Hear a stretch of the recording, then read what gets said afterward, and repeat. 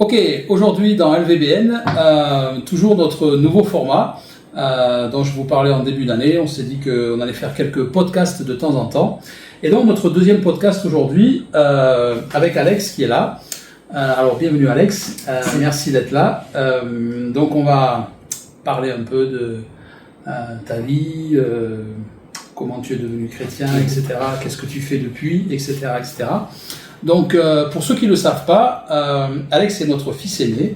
Donc, je lui ai demandé de venir aujourd'hui pour nous raconter un peu le parcours de sa vie, sa relation avec Dieu, afin que ça vous aide, en tout cas, ça aide le maximum de gens à pouvoir, pas forcément s'identifier, parce qu'on a chacun notre expérience avec notre personnalité, notre vie, etc. Mais simplement pouvoir avoir des exemples pour nous encourager dans notre vie avec Dieu.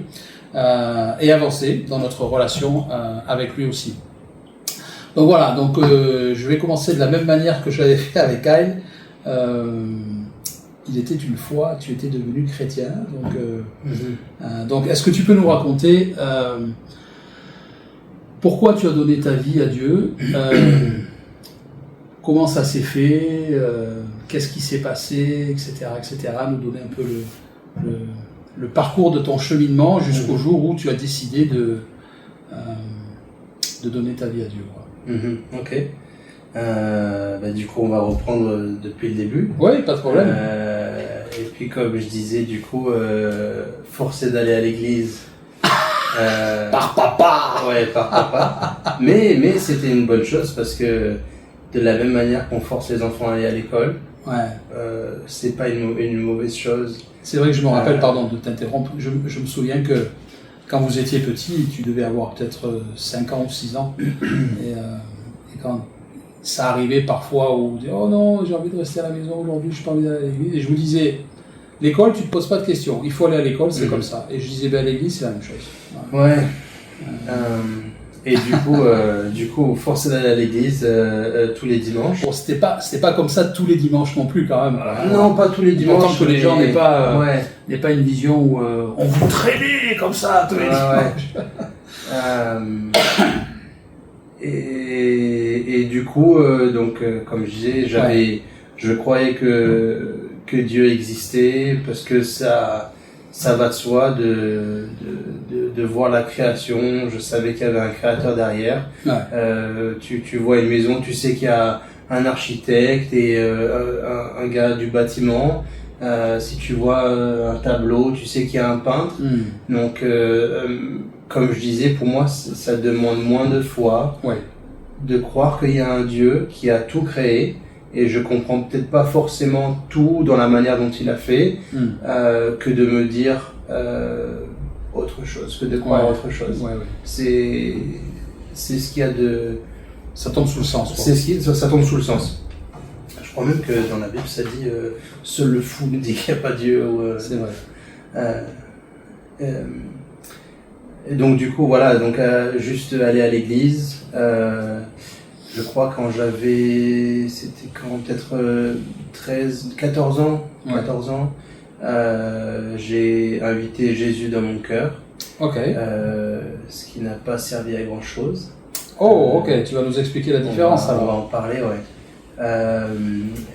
donc ça c'était quand j'avais peut-être 14 ans, j'ai invité Jésus dans mon cœur, mais ma manière de vivre n'a absolument pas changé du avant. Je me souviens de ces moments-là, oui, effectivement. Il n'y avait pas grand-chose qui avait changé. C'est clair. Et après ça, donc c'était le 7/7/2017 à l'église, au groupe de jeunes. C'est la première fois où j'ai parlé en langue. On était dans un meeting de prière. Et le parler en langue m'est venu tout simplement comme ça. Sans que personne prie pour toi. Sans que personne prie pour moi. Je suis pas tombé, j'ai pas senti de quelque chose, juste je me suis mis à prier en langue. D'accord. Et même comme je disais, les leaders étaient étonnés parce qu'ils disaient je savais pas que tu parlais en langue. Et je dis moi non plus. Mais ça vient d'arriver, donc ils étaient contents. Et c'est peut-être donc ça c'était en 2007. Après il s'est passé pas mal de temps, toujours pareil avec une vie qui a pas grand chose de différence avec un non chrétien. D'accord. Et je crois que c'était vers qu'est-ce qu'on a dit, 2017, tu m'as dit, quelque chose comme ça, où vraiment j'ai eu cette prise de conscience de l'amour de Dieu et cette décision de pas accepter Jésus comme mon sauveur, mais de donner ma vie à Jésus. Et ça fait toute la différence. Donc tu avais une vingtaine d'années là quand ça s'est passé?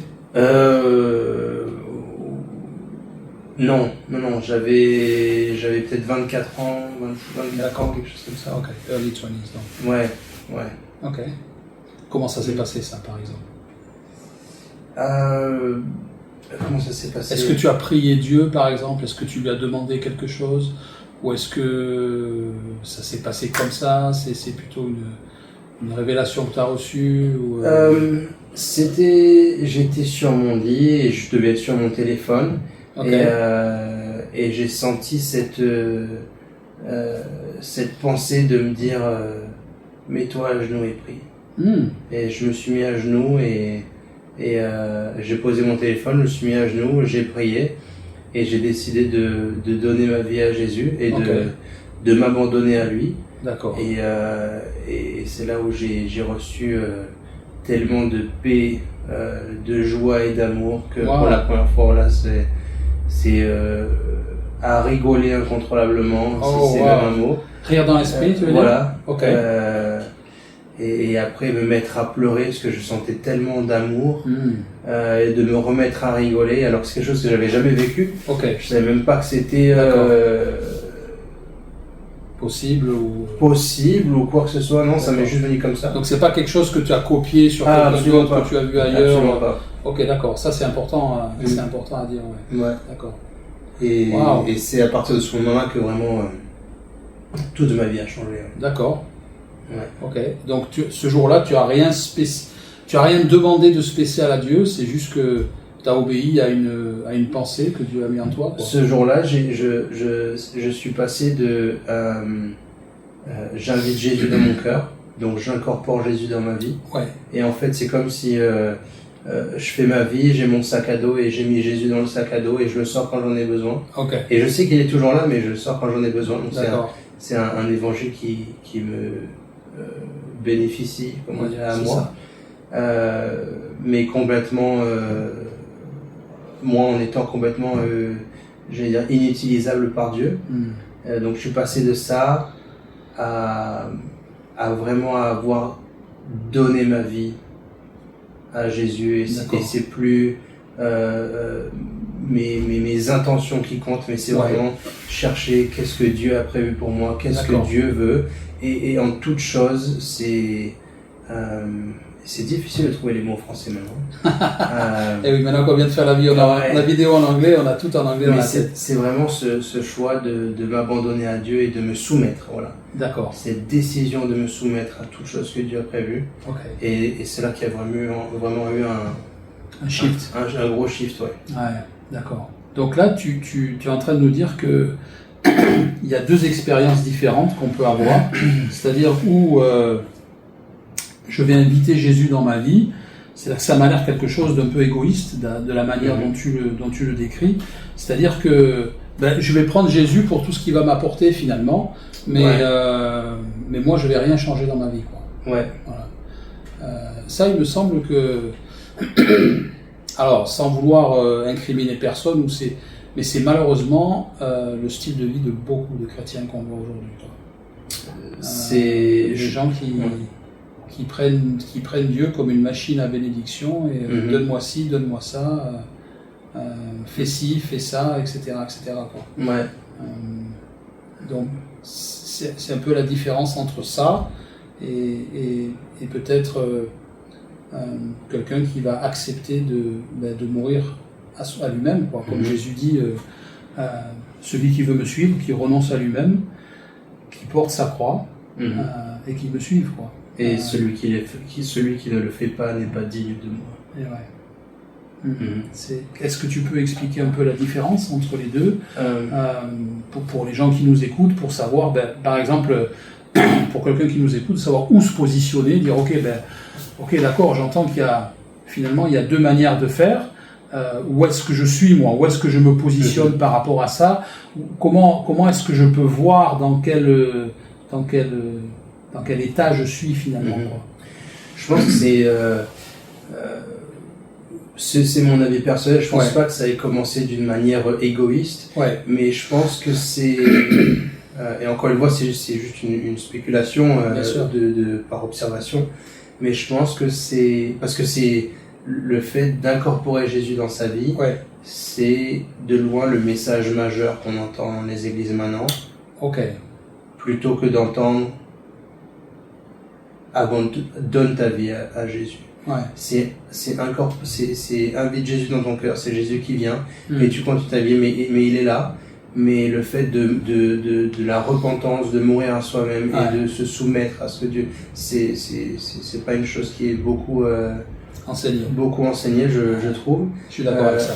Et dans ma spéculation, c'est de dire, si c'est comme ça qu'on dit, c'est de dire que je pense que les églises ont commencé à faire ça parce que c'est plus facile d'avoir des gens qui lèvent la main en disant moi je prends cette décision.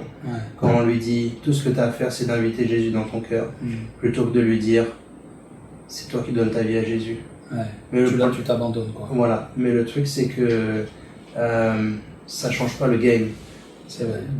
Dieu a fait les choses d'une manière, il a organisé les choses d'une manière, et inviter Jésus dans ton cœur seulement ne te donne accès à rien du tout. De la même manière que croire que Dieu existe ou croire que Jésus a existé ne te donne accès à rien du tout. C'est vrai. Et comme elle dit la Bible, les démons croient que Dieu existe et pourtant ça reste des démons quoi. Tu crois que Dieu existe, cool pour toi parce que les démons ils font pareil et en plus ils ont peur. Exactement. Tout à fait vrai.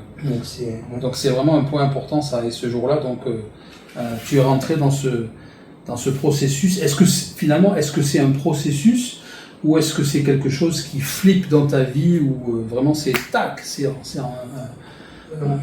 une demi-seconde, ou est-ce que c'est quelque chose qui va avancer graduellement, le fait de rentrer dans cette mort à soi-même, comment ça s'est passé pour toi par exemple?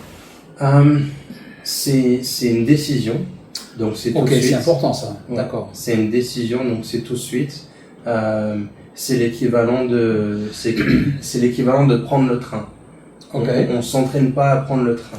Une fois qu'on est au courant qu'il y a le train qui passe à 9h12, c'est soit je décide de prendre le train, soit je décide de pas prendre le train. Et une petite parenthèse, si je décide de pas décider, c'est comme si je décidais de pas prendre le train. C'est ça. Par défaut, c'est comme si je l'avais pas fait. Mais du coup, j'ai vécu avec Jésus incorporé dans ma vie, ce qui ne m'a servi à rien pendant toutes des années, jusqu'au jour où je suis venu à la compréhension de la nécessité de donner sa vie à Jésus et d'accepter Jésus comme mon sauveur, oui, mais aussi comme mon Seigneur. Et Seigneur qui veut dire propriétaire. Et de là, c'est une personne où je me soumets. Et je lui demande sa volonté avant de mettre la mienne en action.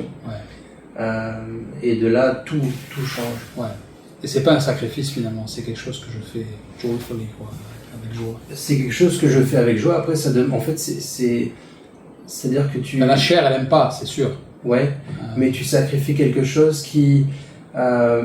Tu sacrifies quelque chose qui est à. Comment on dit le will en français? La volonté.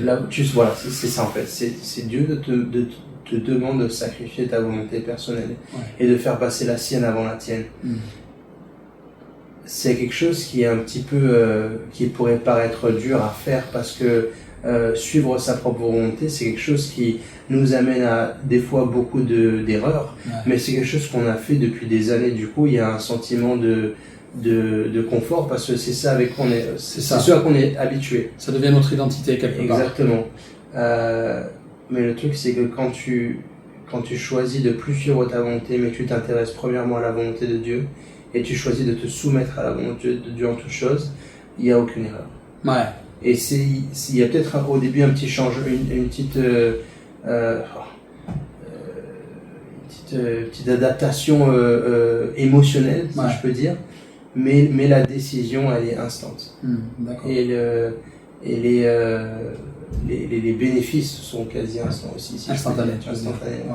C'est-à-dire qu'en fait, finalement, je prends la décision, et une fois que j'ai pris la décision, je vais voir le Saint-Esprit venir m'aider à avancer dans ce processus. C'est comme ça que tu le verrais ou... Tu peux reformuler ça ou pas? Une fois que j'ai pris la décision, c'est seulement quand j'ai pris la décision qu'alors je vais voir le Saint-Esprit qui va venir m'aider à avancer dans ce processus. Mais il faut que je prenne moi d'abord la décision, quoi. C'est ça qui va déclencher les choses en fait. C'est une des caractéristiques de Dieu. Et quand je dis Dieu, c'est le Saint-Esprit, Jésus. Ouais. C'est le même être. Bien sûr.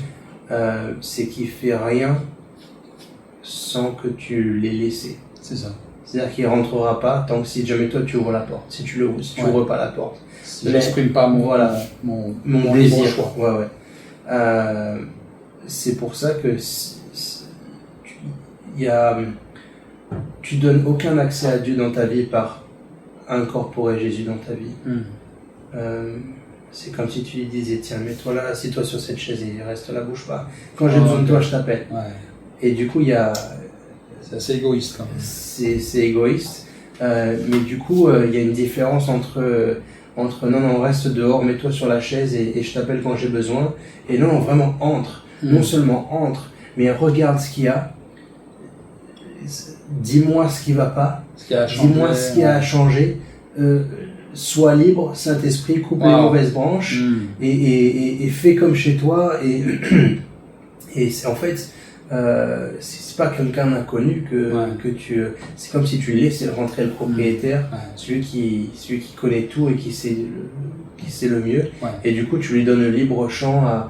Et forcément, quand tu fais ça, il y a toutes les choses qui changent dans ta vie. Et souvent, on voit les gens qui se trompent dans le sens où ils sont OK de laisser entrer Dieu chez eux, dans leur maison, si on prend cette image-là. Mais quand il y a des choses à changer, c'est quelque chose que je vois assez souvent. Quand il y a des choses à changer, les gens disent « Ok Jésus, ça tu peux le changer, ça tu peux le changer, ça tu peux le changer. » Alors que ça ne marche pas du tout comme ça. C'est à moi de changer. Jésus il va dire « Tu as ça à changer. » Mais l'action, c'est à moi de la faire, quoi. Après, bien sûr que lui, il va venir m'aider si j'y arrive pas par mes propres moyens, quoi. Mais je veux dire, c'est moi qui dois déclencher l'action. Dans le fait où on entend souvent les gens qui disent « Ah mais moi, j'attends que Dieu me change, par exemple. » Ou alors je sais que je dois modifier ça dans ma vie, mais j'attends que Dieu vienne le faire pour moi. Et là, c'est vrai que je peux attendre des années, ça n'arrivera jamais, quoi. C'est ça. Dans l'ordre, c'est généralement, si on va dire dans la plupart des cas, ou la meilleure des cas, si j'ai pas changé quelque chose en étant chrétien, c'est que je suis peut-être pas forcément au courant qu'il y a quelque chose à changer. On va donner à la personne le bénéfice du doute. Mais dans l'ordre, c'est j'ai lu la Bible, je me rends compte que ça, c'est une chose à changer. De par la connaissance de ça, je décide de prendre une décision et de choisir que cette chose doit partir de ma vie. Une fois que j'ai pris la décision, mon boulot, c'est de garder cette décision active tous les jours et de choisir d'être contre cette chose et de demander au Saint-Esprit qui continue à me changer de l'intérieur pour que je n'ai plus envie de faire cette chose. Ouais. C'est-à-dire que finalement, la lutte disparaît après. La lutte disparaît parce que tu n'as même plus envie après. C'est ça. Voilà. Ça, c'est un fait important à donner en fait, aussi. C'est quelque chose que je savais pas, moi. C'est qu'en fait, par exemple, je suis pas impliqué à l'idée de si jamais tu veux arrêter de fumer. Et j'ai toujours cru que c'était quelque chose que tu allais devoir lutter contre toute ta vie. Si tu es quelqu'un qui fume et tu dis, waouh, je prends la décision, mais ça va être compliqué tout le temps. Non, en fait, non, c'est juste la décision. Une fois que j'ai pris la décision, il y a un laps de temps pour que le Saint-Esprit me change de l'intérieur, plus ou moins court ou plus ou moins long. Après, si ça fait 5 ans, c'est qu'il y a un petit problème quelque part. Mais c'est le Saint-Esprit après qui me change. Moi, tout ce que je dois faire, c'est de garder cette décision en disant non. Après, comme on disait, d'un point de vue humain, c'est mon job de mettre tout en place pour faciliter l'arrêt de cette chose. D'accord. De la même manière, par exemple, je sais pas moi, si avant j'achetais toujours, ça peut aller, si avant je faisais toujours, je sais pas moi, les courses et j'achetais mes cigarettes au même endroit, et d'un point de vue humain, je vais plus aller là-bas, mais je vais aller à un endroit où je peux seulement faire les courses. Ça fait partie des choses humaines que je peux faire pour m'enlever de la tentation. Il faut que je me donne toutes les chances de réussir. Voilà, je me donne toutes les chances de réussir d'un point de vue humain, tout en gardant cette décision. Mais après, c'est vraiment le changement de conscience et le changement de cœur qui s'opère que Ça, c'est le Saint-Esprit qui le fait, et jusqu'au jour où j'ai même plus envie de fumer. Mais ça marche avec fumer, ça marche avec le fait de s'énerver, tout en fait. D'accord. Ok. Donc c'est ça qui t'est arrivé ce jour-là, où tu t'es mis à prier, et donc tu es rentré dans ce processus de mort à toi-même finalement. Est-ce qu'on peut dire ça ou... Oui, on peut dire ça. Si on va plein même si tu n'en étais pas conscient ce jour-là, je pense. Ouais. Tu as accepté de donner ta vie à Jésus, c'est-à-dire qu'elle t'appartient plus, et que finalement, c'est lui qui allait la diriger, quoi. Et c'est pas toi qui allais dire, ok Jésus, fais ça, quoi. Donc ça change toute la donne, quoi. Ça change tout, parce que comme on disait, il y a tout à l'heure, comment dire ça, je doute de la vraie... il faut que je me rappelle les mots en français maintenant. Tu peux dire en anglais, on peut les traduire, ça. Non, je vais y arriver. Ok. Je doute de la vraie repentance, ou je doute qu'une personne qui me dit j'ai accepté Jésus comme mon sauveur seulement, ou seulement j'ai invité Jésus dans mon cœur. Je doute que cette personne-là soit vraiment née de nouveau, parce que Dieu est clair dans ce qu'il demande dans la Bible. Et comme je disais tout à l'heure, je demanderais à voir les fruits de cette personne. Je suis d'accord avec ça. Pour être sûr, pas que ce soit moi être le juge, mais toute observation, je demanderais à voir les fruits pour confirmer. Alors que si quelqu'un me dit j'ai décidé de mourir à moi-même, de me soumettre à Dieu en toutes choses, et c'est la chose numéro 1 que je cherche chaque jour, dans tous les domaines de ma vie, ce n'est pas ma volonté, j'ai des choses que j'aime, que je préfère, mes goûts, mais en toutes choses, c'est Seigneur, quelle est ta volonté? Je veux me soumettre à ça, je veux rien louper, et Seigneur, utilise-moi pour le royaume. Bon, quand quelqu'un dit ça, généralement... C'est vrai. C'est un peu ce que dit Jésus quand il dit celui qui veut sauver sa vie ou celui qui veut garder sa vie la perdra, quoi. Donc il y a toujours cette notion ou de la même manière quand il dit celui qui veut venir après moi, qu'il renonce à lui-même, donc voilà, etc. Donc il y a toujours cette notion de le fait d'accepter de mourir, et donc, comme tu disais, de faire mourir le moi, ça fait partie de l'offre de Jésus pour le salut, justement, quoi. Et c'est vrai que si on met ça en dehors de l'équation, on peut sérieusement se poser la question, est-ce que le salut est vraiment présent, quoi. Ce qui fait que on se retrouve parfois avec des gens qui peuvent aller à l'église depuis 10 ans, 20 ans. C'est ce qu'on disait dans un enseignement LVBN qu'on a fait il y a je crois que c'était le mois dernier, où on disait qu'il peut y avoir des gens qui vont à l'église tous les dimanches, qui sont persuadés d'être nés de nouveau et qui finalement ne le sont pas. Et ça, c'est vraiment une tromperie démoniaque, dans le sens où si je suis sûr d'être né de nouveau, je ne vais pas chercher à passer par la nouvelle naissance, parce que je suis sûr de l'être, mais en fait je ne le suis pas, quoi. Et donc c'est pas parce que je vais à l'église, c'est pas parce que je parle comme un chrétien, c'est pas parce que je chante comme un chrétien, c'est pas parce que je prie comme un chrétien que je suis forcément né de nouveau, quoi. Exactement. Donc ça, c'est vraiment un fait important pour que les gens puissent comprendre ça, quoi. Donc le fait d'accepter de donner sa vie à Dieu, ça fait partie du deal, entre guillemets, que Jésus nous propose, quoi. Et parce que même s'il dit vous avez vu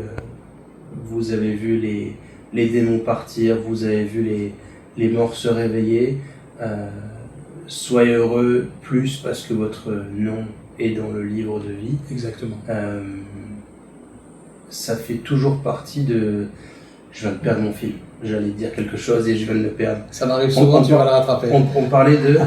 On parlait du fait que mourir à soi-même, ça fait partie du package que Jésus nous propose dans la nouvelle naissance, et pour le fait d'être sauvé, quoi.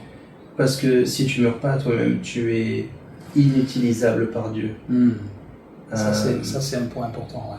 Et quand tu lis un minimum la Bible et que tu t'intéresses à ce que Dieu dit, ce qu'il a prévu pour toi, tu te rends compte que voilà, même si la majeure partie de ta joie doit venir du fait que ton nom est écrit dans le livre de vie et pas des miracles que tu vois parce que Dieu t'utilise. C'est ça. Still, le fait que Dieu t'utilise, c'est la majeure partie de ta vie, c'est d'une manière pratique. Absolument. Et ça, c'est pas quelque chose qui se passe si tu ne te soumets pas à la volonté de Dieu en toute chose. Si tu n'as pas ce cœur et ce désir de dire, Seigneur, je fais mourir ma chair. Oui, ou même de manière plus simplifiée, de la même manière que si je sais pas, je commence un nouveau boulot, je m'enquire de savoir comment ça se passe ici, qu'est-ce qu'on fait, qu'est-ce qu'on fait pas. Absolument. Dites-moi, si je parle pas à quelqu'un qui prend un boulot et qui s'en fout, mais vraiment si quelqu'un qui est consciencieux, quoi. Voilà, et ou si je peux dire quand même qu'il va aller travailler pour un ami à lui. Oui. Et du coup, alors dis-moi comment ça se passe ici. Ouais. Qu'est-ce que tu fais, qu'est-ce que tu fais pas, à quelle heure sont les meetings, dis-moi bien que je te dérange pas ton business, mais que je sois une valeur ajoutée pour ton business. Dis-moi vraiment comment ça se passe. C'est normal. Exactement. Tu t'imaginerais pas quelqu'un qui vient et qui dit bon bah ok, moi je vais aller me faire un café, je vais aller faire 2-3 trucs, ok, dis-moi vite fait, mais ok, bon, je t'appelle quand j'ai besoin. Regarde, mais tu vas pas rester longtemps. C'est pas ça le deal. Non. Tu vois. Et de la même manière, même si accepter Jésus comme son sauveur, simplement, ou inviter Jésus dans son cœur, c'est ce qui est prêché le plus. Parce que c'est là où il y a le plus de mains qui se lèvent à la fin du culte pour dire oui, moi je veux. C'est pas ce que Dieu a prévu. Non. Ou alors c'est seulement une partie. C'est ça. Mais je le vois comme si tu montes dans une voiture et que tu allumes la voiture.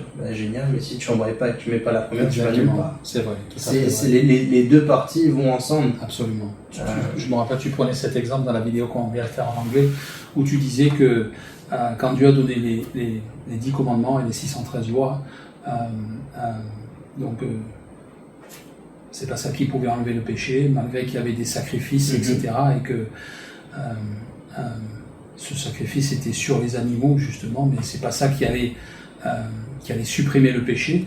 Et ce que tu disais par rapport au fait d'être un sacrifice vivant, ce que le Nouveau Testament appelle le sacrifice vivant. Et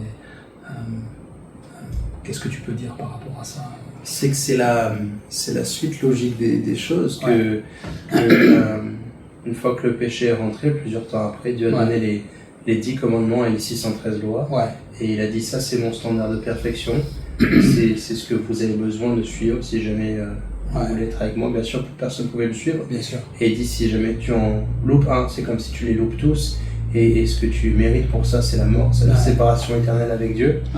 Et il a dit, mais je vous autorise à utiliser un animal à sacrifier pour que la punition du péché aille sur cet animal. Du coup, il y avait une notion de sacrifice là-dessus. C'est ça. Mais cette notion, ce sacrifice n'avait pas de puissance de changer les gens à l'intérieur. Donc, du coup, c'était terrible. Puis Jésus est venu, qui lui-même a été un sacrifice, le sacrifice final, qui lui pardonne les péchés, mais en plus nous donne accès à Dieu et nous change de l'intérieur.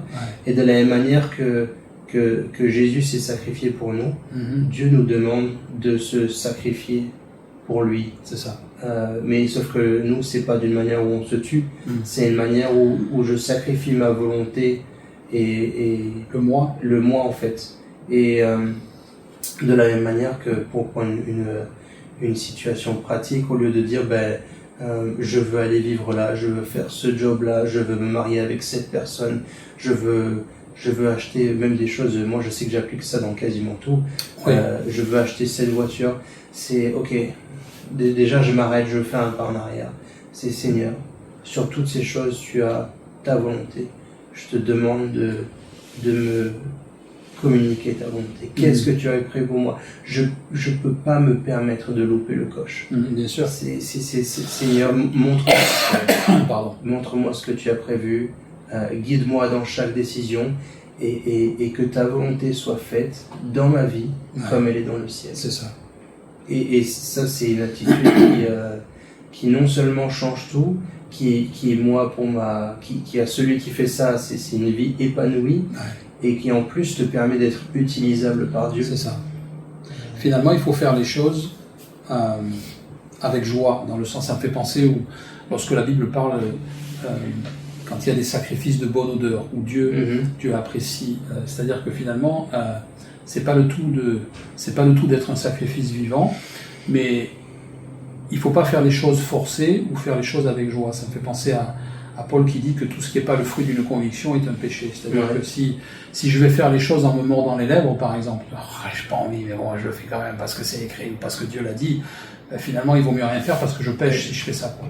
Donc en fait, ça doit être Est-ce que tu peux dire que cette mort à soi-même, ça doit être vraiment quelque chose qui change en moi, où je suis plus la même personne finalement, j'ai plus les mêmes priorités, j'ai plus les mêmes envies, j'ai plus les mêmes attentes, etc.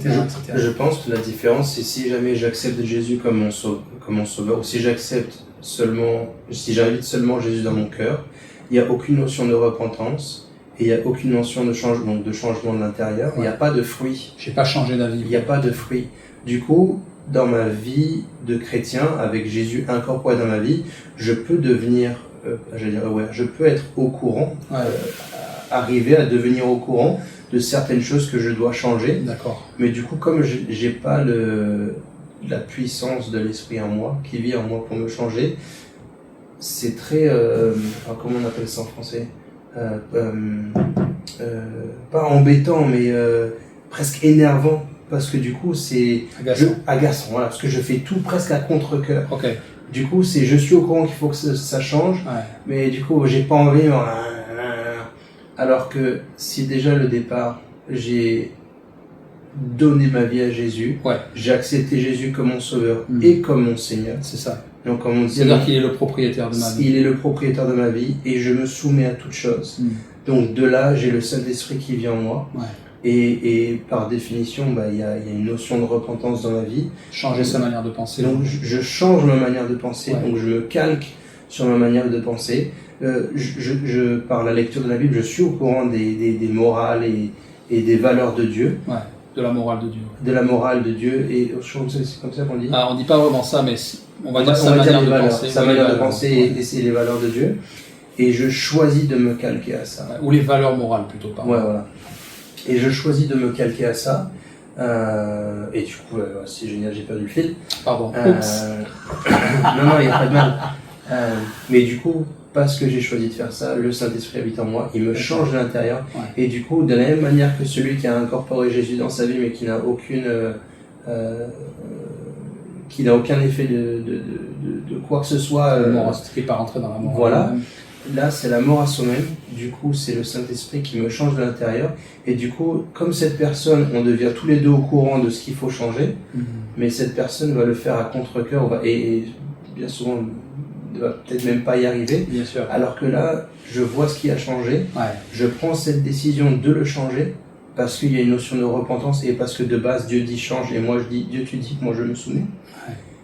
Et c'est le Saint-Esprit qui s'en occupe. Et le Saint-Esprit, il s'en occupe d'une façon qu'en fait, il change ton envie. C'est ça. C'est-à-dire que tu fais plus la mauvaise chose, tu arrêtes de faire la mauvaise chose, pas parce que c'est une mauvaise chose et il faut que tu arrêtes, mais tu arrêtes de faire la mauvaise chose parce que le Saint-Esprit déchange et tu dis, j'ai même plus envie en fait. Ça m'intéresse plus.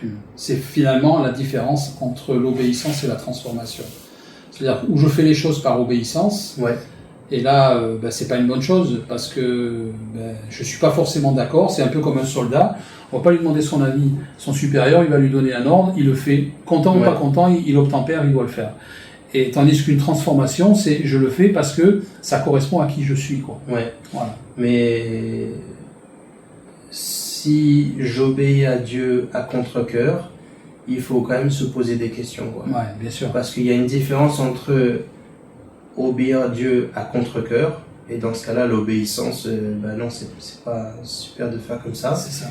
Mais si tu as vraiment une relation avec Dieu, tu vas peut-être pas comprendre le pourquoi de cette décision que Dieu te dit, mais tu sais que Dieu, il a la meilleure chose en tête pour toi, et qu'il veut la meilleure chose pour toi, et qu'il y a ça va dériver sur quelque chose Ouais.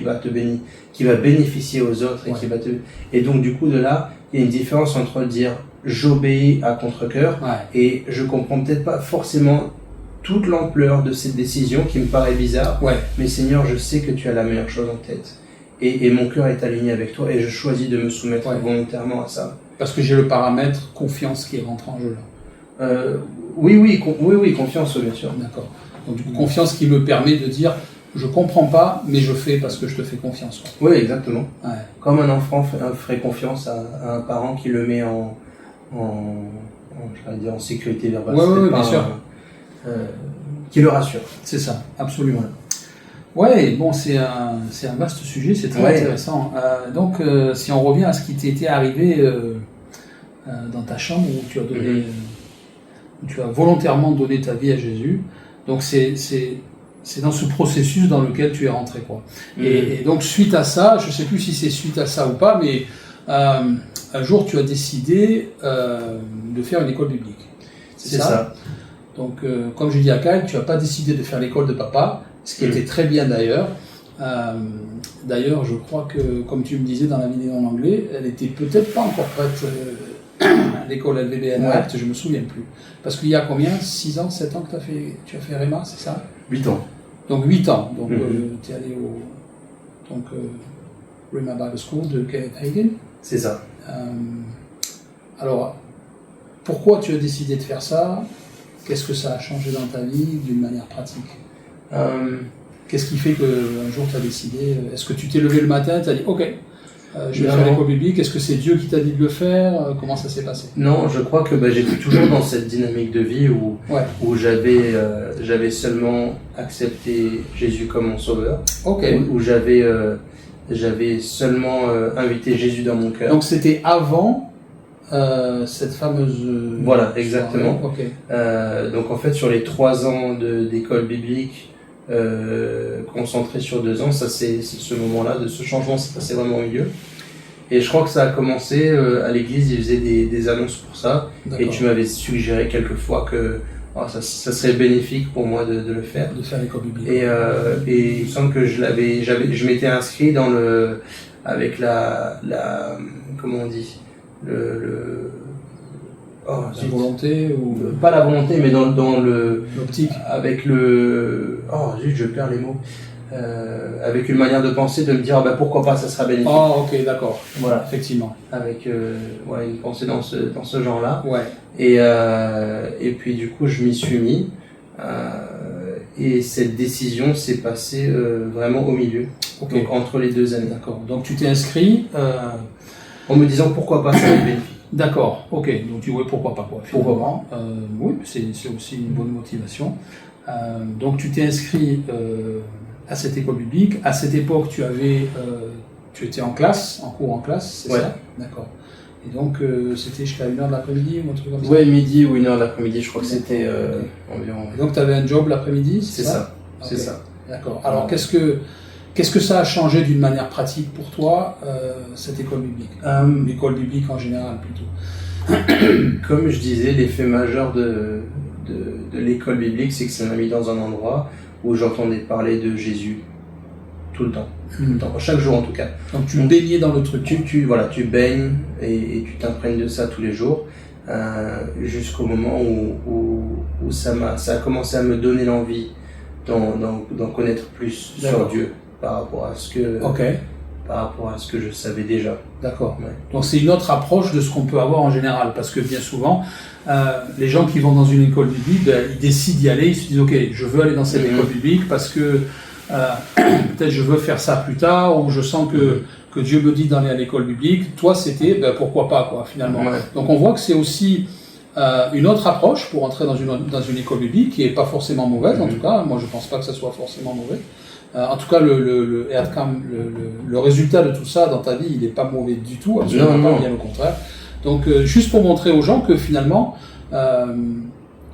de faire une école biblique et de dire, oui, pourquoi pas, c'est pas forcément mauvais, quoi. Voilà. Donc, donc ça a changé dans ta vie, que tu baignais dans cette ambiance spirituelle, on va dire, ou biblique, etc.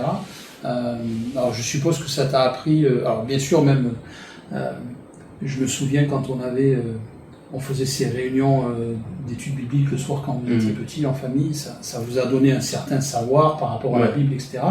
Mais donc l'école biblique, je pense que ça a encore approfondi ce savoir chez toi, tu as appris plein de choses supplémentaires, etc. J'ai appris plein de choses supplémentaires, j'avais déjà comment tu dis ça? Un bagage. J'allais dire un bagage, oui, un bagage de connaissances, mais qui n'était pas utilisé, qui n'était pas mis en pratique. D'accord. Parce que justement, j'avais incorporé Jésus dans ma vie. Okay. Et je lui avais pas donné ma vie, du coup, Dieu n'avait pas d'accès dans ma vie. D'accord. C'est vrai, ce fait important que tu disais tout à l'heure, je ne sais plus comment tu l'as formulé, mais où tu disais si j'incorpore Dieu dans ma vie, Dieu ne peut rien faire avec moi. Oui, c'est exactement ça. Ça, c'est vraiment quelque chose de très important à retenir. Si j'ai pas décidé de donner ma vie à Jésus, et si je l'ai simplement incorporé dans ma vie, Dieu ne peut rien faire avec moi.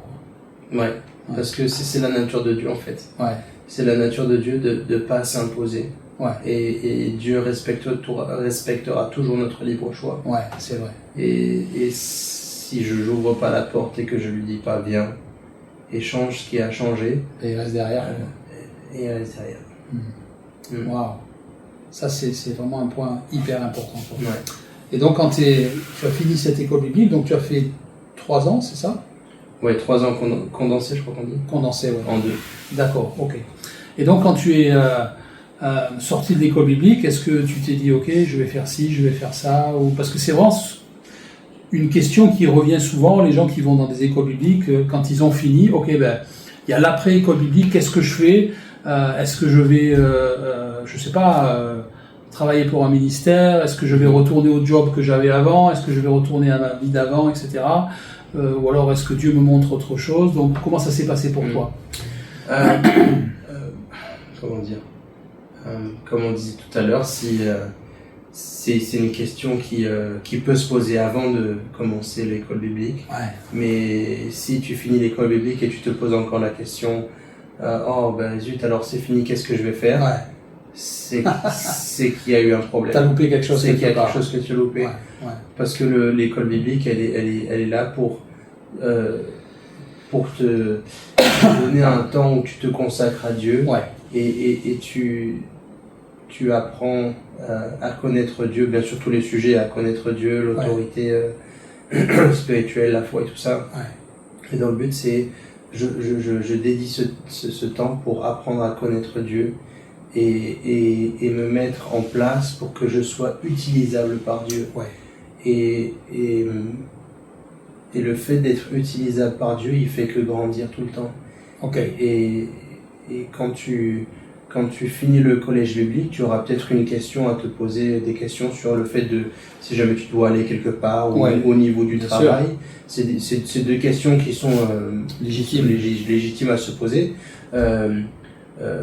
Mais au niveau de la mission reste la même. C'est partout où je vais.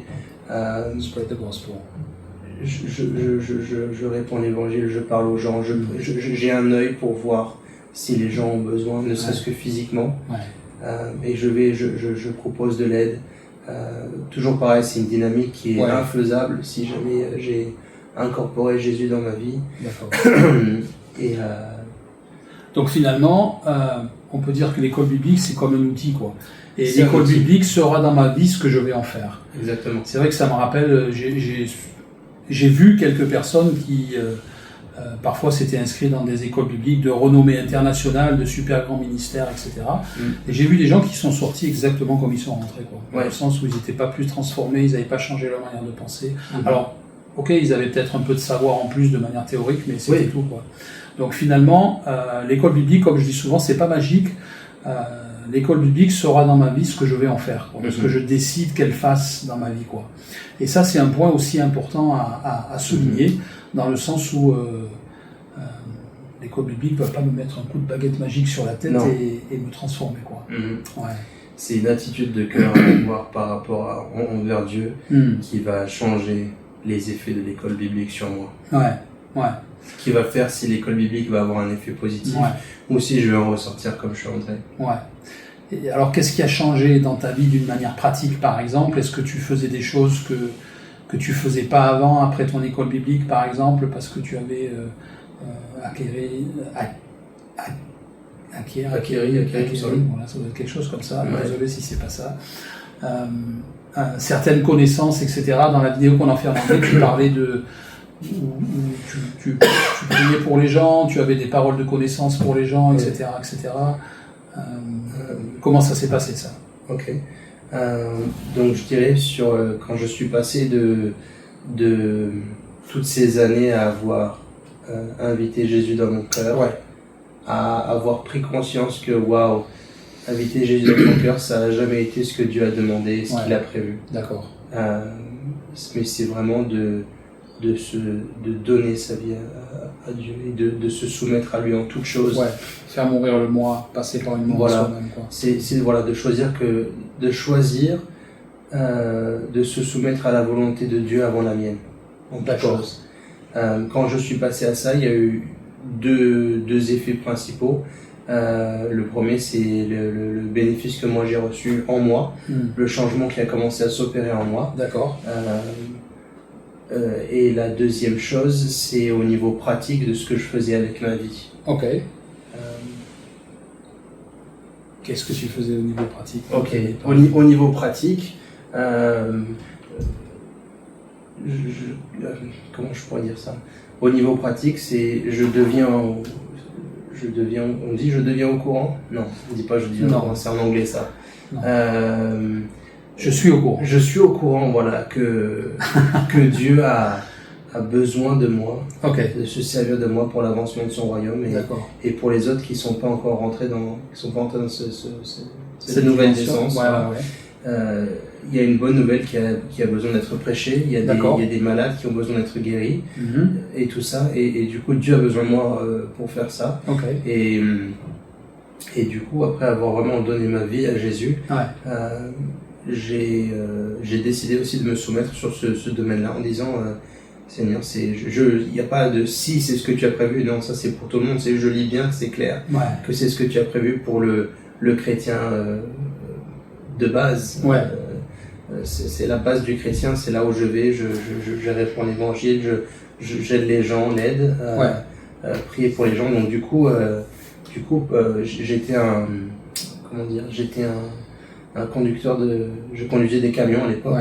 Donc du coup, chaque livraison que je faisais, après je demandais à chaque fois à chaque personne que je voyais, généralement c'était une ou deux personnes, en leur demandant après la livraison, est-ce que avant que je parte, est-ce qu'il y a quelque chose que tu as besoin que je prie pour toi et j'ai vu beaucoup de miracles et de bonnes choses qui se sont passées. Ça me rappelle ce qu'on disait quand on a fait la vidéo avec Kai, où finalement il y a des choses où on n'a pas besoin d'attendre une révélation de Dieu, quoi. C'est écrit dans la Bible, il faut le faire. Quand il y a écrit aime ton prochain, prie pour les malades, etc. J'ai pas besoin d'avoir une révélation pour ça, j'ai pas besoin d'avoir un ange qui apparaît devant moi et qui me dit ok, va prier pour les malades, etc. C'est écrit, je le fais, point final, quoi. Si jamais tu as une mentalité où tu es dans une dynamique, c'est écrit, je le fais, je me soumets, c'est qu'il faut peut-être revenir un petit peu en arrière, faire quelques pas en arrière et de se dire est-ce que j'ai vraiment décidé de donner ma vie à Jésus, bien sûr, ça doit être le fruit d'une conviction, quoi. Voilà, c'est plutôt, comme on disait, c'est plutôt, au lieu de dire c'est écrit, c'est écrit, il faut le faire. C'est écrit. Et waouh, Seigneur, j'ai la joie de me soumettre à ça et je décide. C'est inconfortable, mais Seigneur, c'est ce que tu as prévu, c'est ce que tu as besoin que je fasse. Et les autres personnes, leur salut dépendent de si moi je vais obtempérer ou pas sur ça. Alors je décide volontairement de me soumettre à ça et Seigneur, utilise-moi pour ça et je suis à ton service comme tu Absolument, c'est vrai. C'est vrai que ça doit être le fruit d'une conviction, quoi. Je fais pas les choses par obéissance, en me mordant les lèvres, etc. Si je le fais, c'est parce que le faire. Absolument, parce que j'ai l'amour de mon prochain qui me pousse à le faire, quoi. Voilà. Donc, je me souviens, tu parlais dans la vidéo qu'on a fait en anglais où tu avais rencontré quelqu'un que tu avais livré et cette personne elle t'avait donc proposé de prier pour les clients. Ouais. Est-ce que tu peux nous raconter ça par exemple? Ouais, bien sûr. Donc c'était à l'époque où j'étais au collège biblique encore, je crois. Ouais. Ou c'était après le collège biblique, je sais plus. Si c'était après, c'était vraiment tout de suite après. Ouais. Et donc du coup, à cette époque-là, je conduisais des camions, donc je faisais des livraisons dans des magasins, des petits magasins qui vendaient de la nourriture. Et donc c'était à l'époque où je venais juste de lire que Dieu avait besoin que partout où j'aille, je prie pour les gens qui sont malades et je leur donne la bonne nouvelle de ce que Dieu a pour eux. Ouais. Et en plus, donc ça j'avais déjà un petit peu une notion de ça avant, mais là la différence c'est que j'avais décidé de donner ma vie à Jésus et de me soumettre en toutes choses. Donc c'est vrai que je me rappelle à l'époque on avait la tente de guérison à LVBN, où on allait sur les marchés, etc. Donc tu savais que ça existait, etc. Bien sûr. Etc., quoi. Mais c'est pas mon truc. Ouais, c'est vrai que je me rappelle, je t'avais proposé plusieurs fois, je dis Alex, viens avec moi, au marché, on va prier pour les gens. Non, ça va, non, une autre fois. Non, c'était pas mon truc, parce que j'étais dans une situation où j'avais incorporé Jésus dans ma vie, et à aucun moment j'avais même la notion de vouloir être utilisé par Dieu pour l'avancement du royaume ou quoi que ce soit, parce que j'étais pas au courant et j'avais pas forcément envie non plus, quoi. C'est ça. Bon bref, donc du coup je suis venu au courant de ça, j'ai pris la décision là-dessus, et du coup je demandais à chaque fois aux gens s'il y avait quelque chose que je pouvais prier pour eux, et je demandais aussi à Dieu de me parler, et même quand je parlais aux gens, c'est comme si mon esprit toujours communiquait avec Dieu et disait Seigneur, donne-moi une parole de connaissance pour cette personne, montre-moi comment lui parler. Et je me rappelle faire une livraison pour quelqu'un, et du coup je retourne dans le camion, et le Saint-Esprit me dit retourne et prie pour ses genoux, et j'ai eu ce petit moment où je me suis dit j'y vais pas, c'est bon. Arrière de moi Satan. Je blague, mais je suis déjà retourné dans le camion là, c'est trop tard, je vais pas y retourner, c'est bon, je vais pas le rappeler pour qu'ils me disent c'est déjà comment tu dis awkward en français, bizarre. C'est déjà assez bizarre si en plus j'y retourne juste pour ça, bref. Et du coup, je me suis dit, c'est bon, je reste là, et puis je mange mon sandwich, et puis, c'était pas un sandwich, mais je mange mon lunch, et après je vais à la livraison. Et puis j'ouvre mon lunch, et je me rends compte que j'ai oublié ma fourchette. Et du coup, je rigole, comme si je rigolais avec Dieu, en disant, pétard, tu m'as bien eu, parce que du coup, je suis obligé de retourner le voir pour lui demander une fourchette en plastique. Et du coup, je retourne le voir, puis je lui demande la fourchette, et à travers l'espèce de... Un comptoir, pas un comptoir, mais c'était derrière le shop, donc du coup c'est les grilles que tu fermes comme ça là. Ah oui. Donc du coup à travers la grille je lui demande s'il a une fourchette, et puis il me passe la fourchette, et c'était un papy chinois, et je lui demande si par hasard il aurait pas un problème avec ses genoux. Et puis du coup il me fait les gros yeux, il me dit comment tu sais, avec le peu d'anglais qu'il pouvait parler. Et je dis écoutez, j'étais dans le camion, je priais, et Dieu m'a dit de venir vous voir parce que vous aviez un problème au genou. Et du coup il ouvre les portes, et je dis est-ce que je peux prier pour lui, il me dit vas-y. Et du coup je mets mes mains sur ses genoux et je prie pour que Dieu le guérisse, et je commande à la guérison d'être sur lui. Et puis après avoir guéri, je lui demande de voir s'il y a une différence, et puis du coup il se baisse, puis il remonte. Et il a des yeux comme ça, il en revient pas parce qu'il arrivait jamais à bouger, à s'accroupir et tout ça.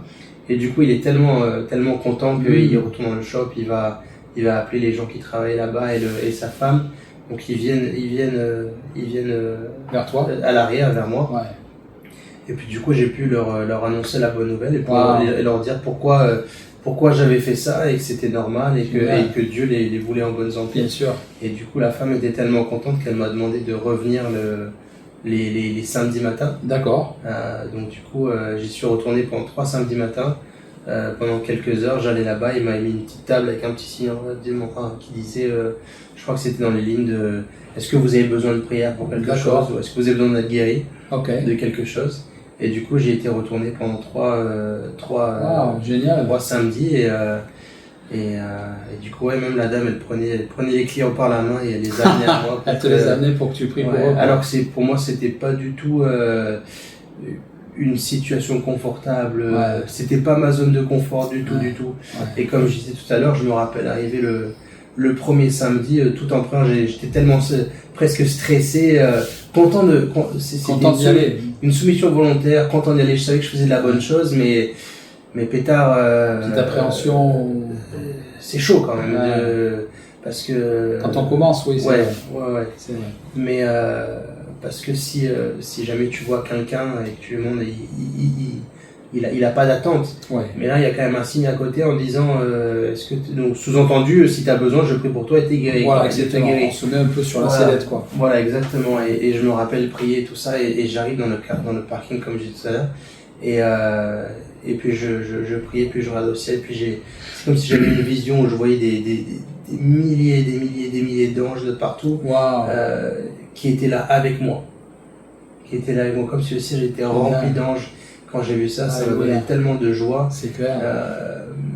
Tu et, montais pas tout seul, quoi. Hein. Ouais, tu montais pas tout seul. C'est le moins qu'on puisse dire. Ouais. Parce que, comme je dis, ils étaient pas juste en haut, mais ils étaient en haut, mais ils regardaient tous là où j'étais. Fixé sur toi, quoi. Ils étaient avec moi, ouais. Waouh. Et du coup, ouais, j'ai vu des miracles là-bas, des gens ont pu être guéris parce que j'ai décidé de me soumettre. C'est ça. Et d'être un vaisseau. Oui. Un vaisseau pour Dieu. Je le vois comme si Dieu c'est le robinet d'eau, tu sais, qui est contre le mur. Et il y a un seau qu'il faut remplir. Et toi tu dis, ah mais attends, mais moi je suis en forme de tuyau. C'est ça. Attends, bouge pas, je me mets comme ça et hop là, et grâce à ta soumission volontaire, à ta décision, ben, Dieu peut aller arroser d'autres personnes. Tout à fait.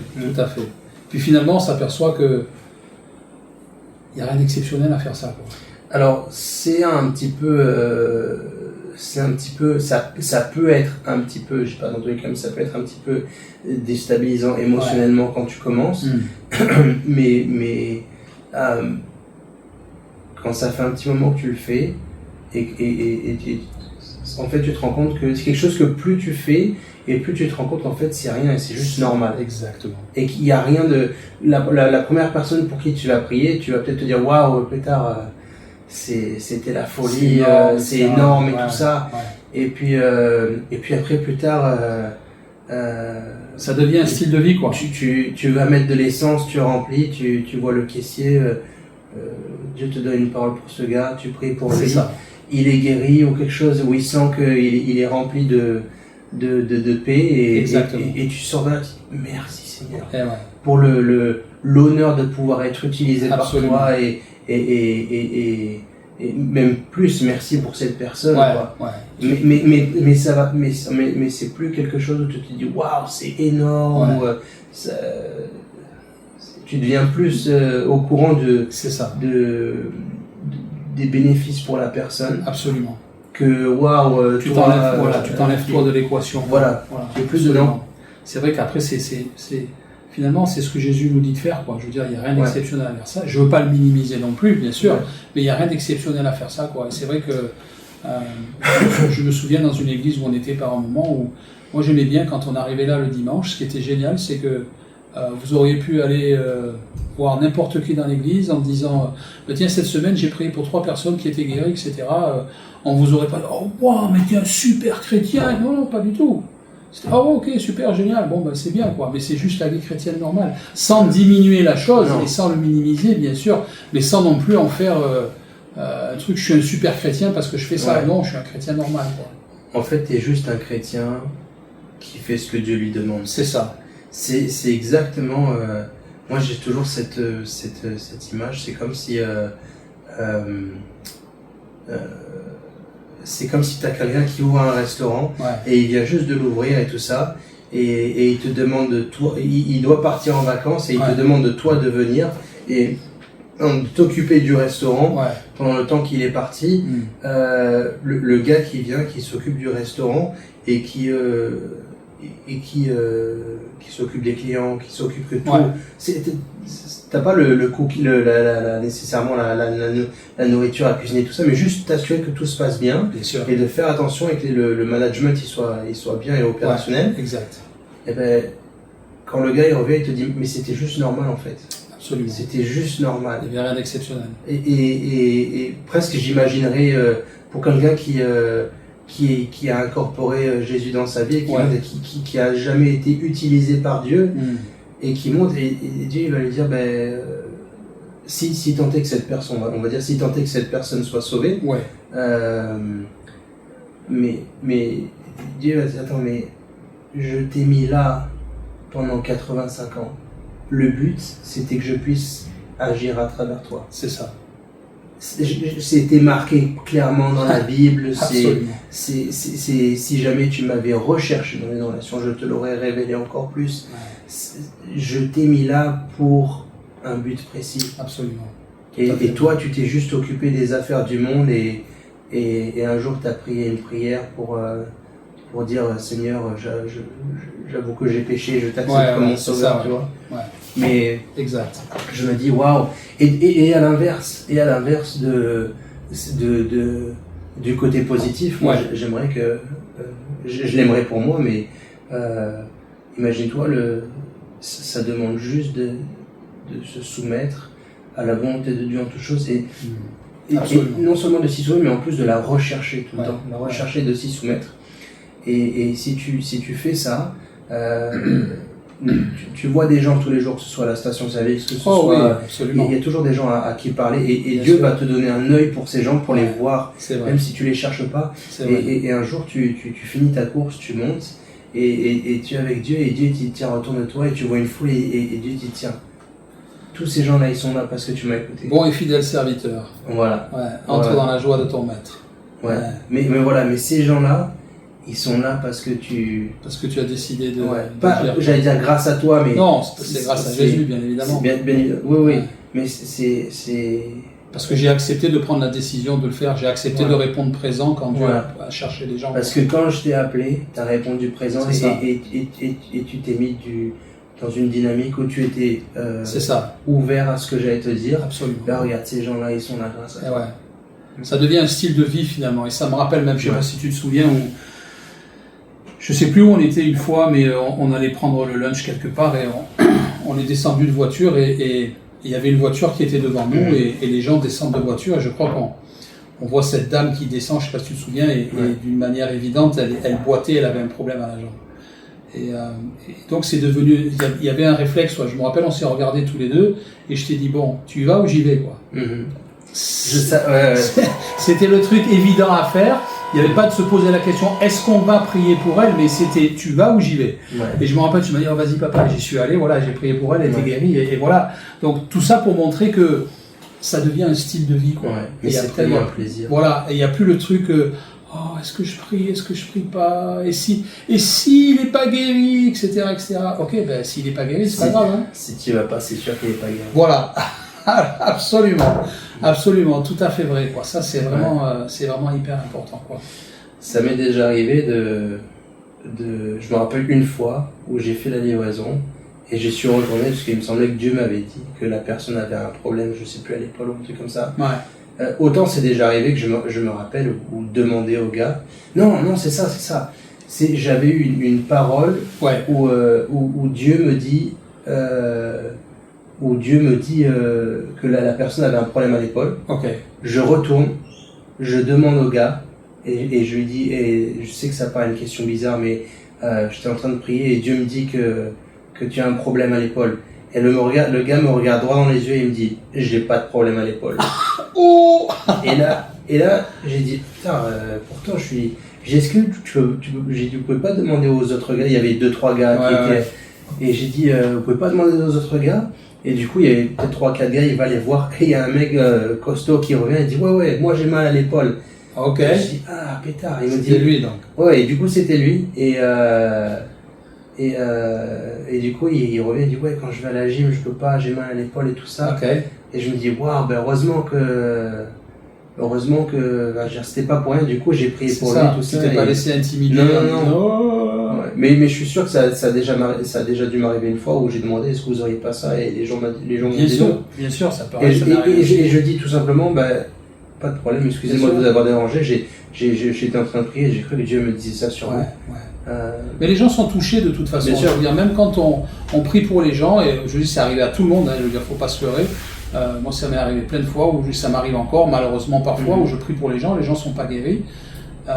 Où tu vois pas le résultat tout de suite. Tu vois pas le résultat tout de suite. C'est vrai que je me souviens quand on avait la tente de guérison, qu'on allait au marché, on y allait tous les samedis matins, et donc le samedi suivant, souvent il y avait des gens qui venaient me voir, qui me disaient « vous avez prié pour moi samedi dernier, il n'y a rien qui s'est passé, mais mercredi, super, etc. » Voilà. Mais tout ça pour dire que on peut être là, et même si on voit rien qui se passe, mis à part le fait qu'on peut être dans un processus de guérison où les gens peuvent être guéris quelques temps ou quelques jours plus tard. Mais moi, ça ne me gêne pas de dire aux gens, vous savez, je suis en train d'apprendre, et je suis encore en train d'apprendre, et je prie pour les gens, et moi, j'aime les gens, et c'est pour ça que je le fais, quoi.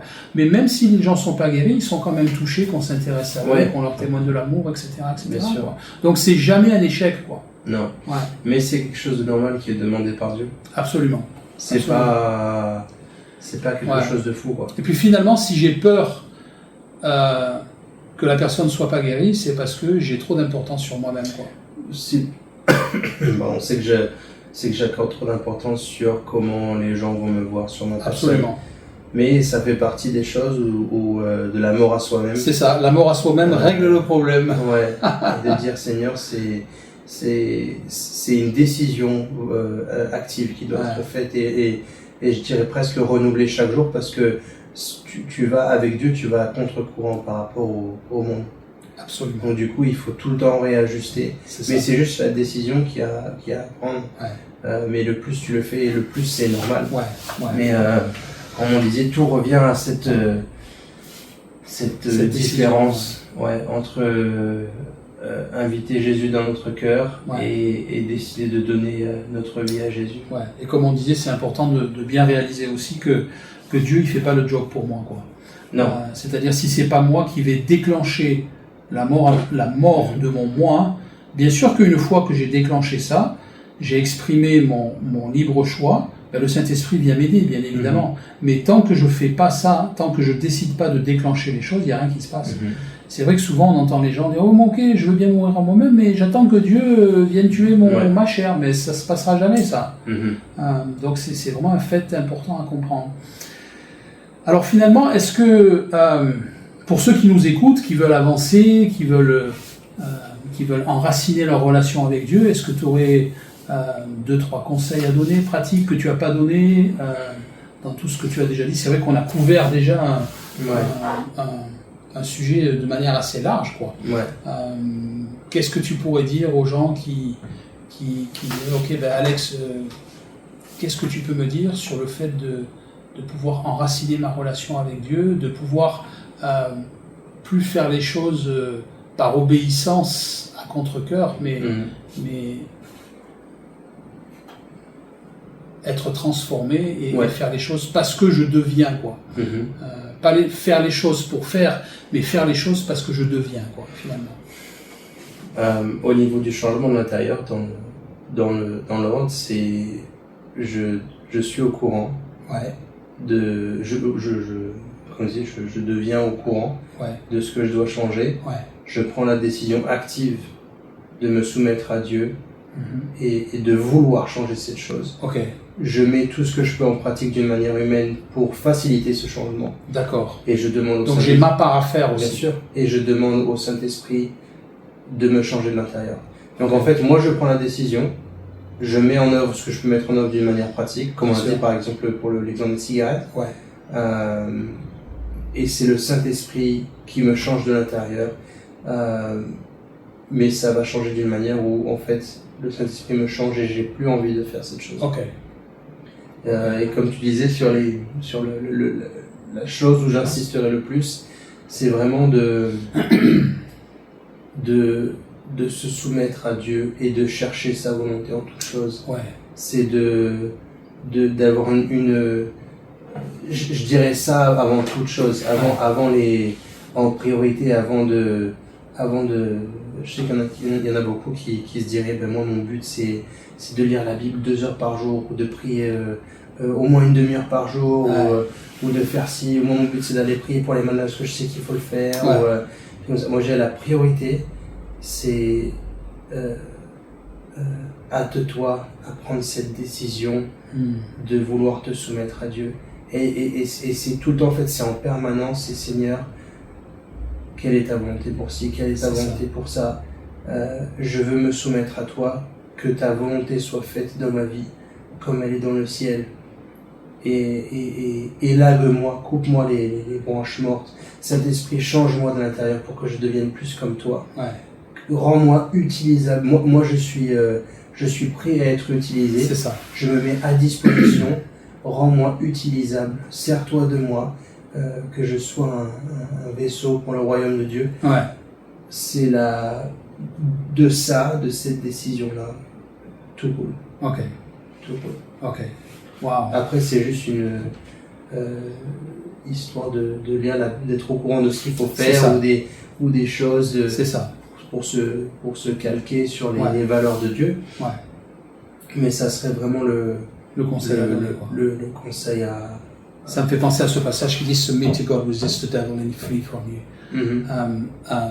Ce qui donne en français soumettez-vous à Dieu, résistez au diable et il fuira loin de vous. Ce qui veut dire que la première condition, c'est que je dois me soumettre à Dieu. Ouais. Sinon, c'est même pas la peine que j'espère pouvoir résister au diable. Et résister au diable, c'est mettre ma chair à mort, quoi. Ouais. Je veux dire, c'est justement résister à la tentation de dire ah ben non, moi je vais rester dans le confort de ma chair, etc., quoi. Donc tu as tout à fait raison et la Bible back up ça en disant que la première des choses, c'est de se soumettre à Dieu, quoi. Ouais. Et de le faire volontairement et avec joie, quoi. Ouais. C'est ça c'est le déclencheur, quoi. Ouais.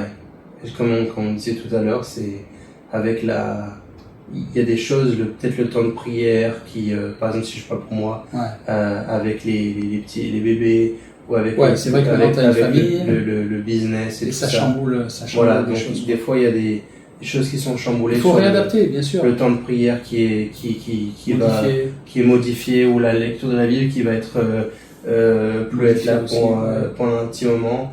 Par erreur, hein, parce que c'est du mal à tout gérer. Bien sûr, il faut réorganiser, quoi, simplement. Mais il y a toujours cette volonté en permanence de vouloir ce que Dieu veut pour moi. Et si on a cette volonté, ça peut que découler sur quelque chose de positif, quoi. Finalement, en fait. Ça c'est quelque chose que on m'enlèvera pas, et c'est quelque chose que comment on dit, advice. Conseil. Je conseille à tout le monde. Ouais. C'est le cœur. Ok, d'accord. Bien, en tout cas, merci beaucoup. Avec plaisir. C'était un grand plaisir d'avoir discuté avec toi. Love you. Je t'aime fort. Ok, à bientôt. À bientôt.